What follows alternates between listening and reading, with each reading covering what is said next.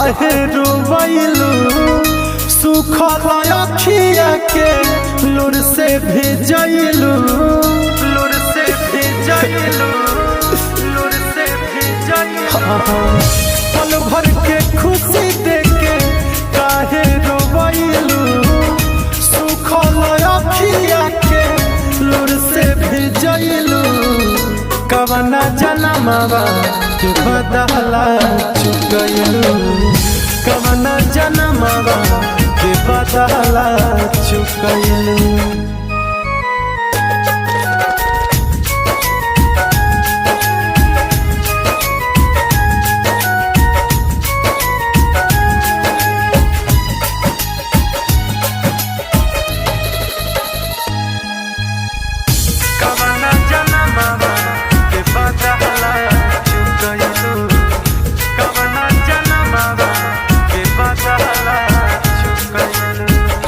दिलवा लगा के हमके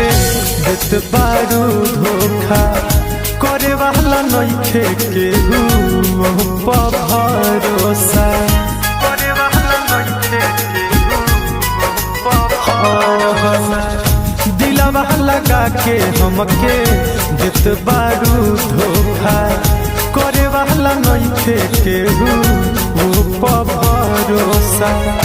भइल गलतिया का कुछ ना बतैलू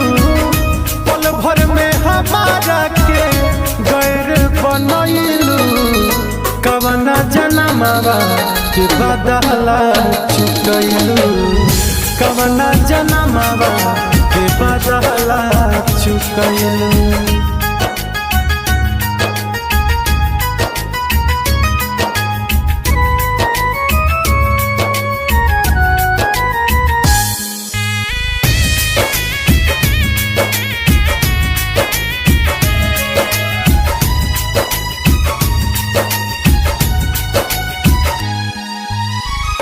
बढ़ता बेचैनी इतना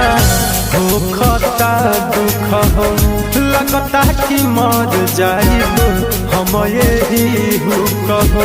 लगता कि मर जाइब हम यही बढ़ता बेचैनी इतना होखता दुख हो लगता कि मर जाइब हम यही कहो दीपक दीवाना से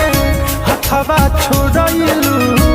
राइटर रामाधार पूछे बदल काहे गईलू कवना जनमवा के बदला चुकैलू कवना जनमवा